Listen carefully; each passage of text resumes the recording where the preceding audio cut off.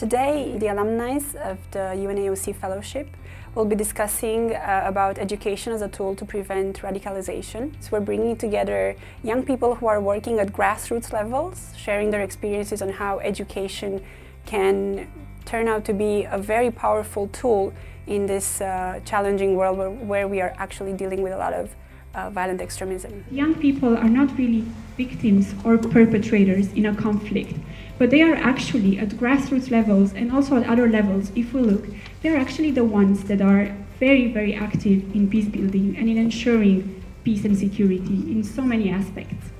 The critical importance of seeing young people as equal stakeholders and active partners in this process of building peaceful communities at a grassroots level.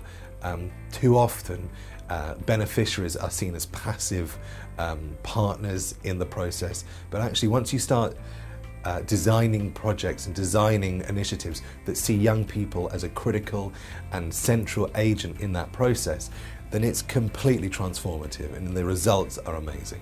We are the children of today. We understand how life moves along. We say our prayers to God.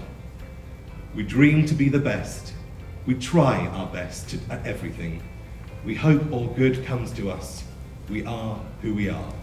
And this is just a small example of the kinds of things that young people can do when given the opportunities and the resources to do it. There are different sides to each story, and that radicalization is not just a one point issue or from one point of view. There are different sides to that story. There's the I would say global perspective, but there are alternative narratives inside each community.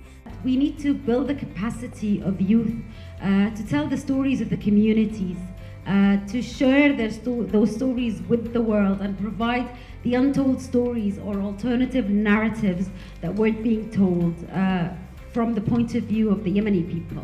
We work on the role of media in preventing and countering radicalization and violent extremism, and we have came up with a description of what we do and what we think could be done in the future, both on a grassroots level and on a policy level. They also have been very much active in organizing themselves in demonstrations through also social media.